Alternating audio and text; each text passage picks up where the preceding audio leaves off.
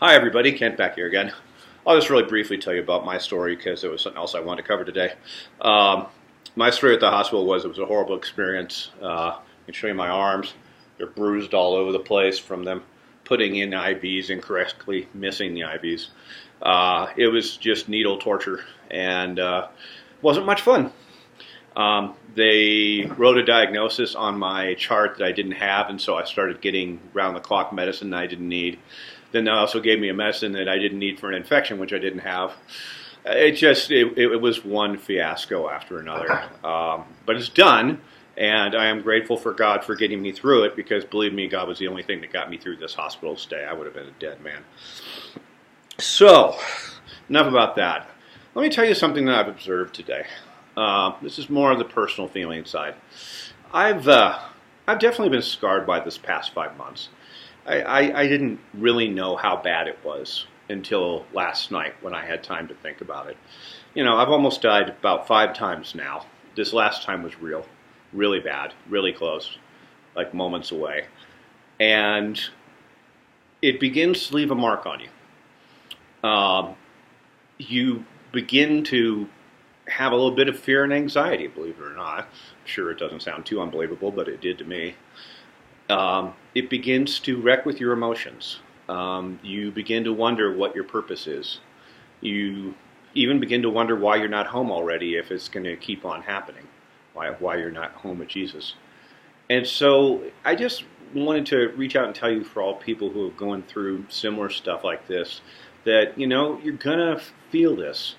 You're going to feel the psychological scars, and you're not even going to know, honestly, what the cause of them is half the time.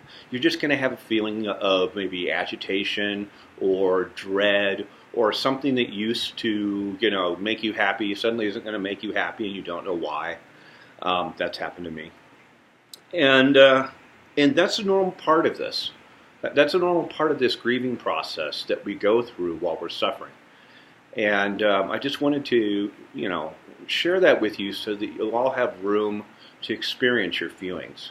If I said what my feelings were right now, I would say anxious about the future and just about my condition, confused as to why this keeps on happening to me, why I'm not stable like other people with this disease, or why I'm not dead already.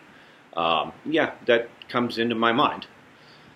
I feel hopeful because I want to change the way I'm living because I'm sick of the old way that we've done for the past few months. I've been living like a dead man, and I'm tired of living like a dead man. I know it's not always visible on my videos, but when the camera's off, sometimes it can be very hard not to be stuck in remorse and this pain cycle. And so, in true honesty, I know that I have to confess that my faith is a little bit weak in this area because of my confusion. And I have to turn to God to this.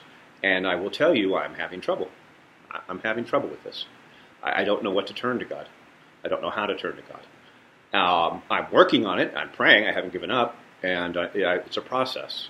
But that's what's been going on with it. So that's my story. And if I could just hit home one fact for today, that one fact would be to focus on your feelings and really try to figure out where they're at.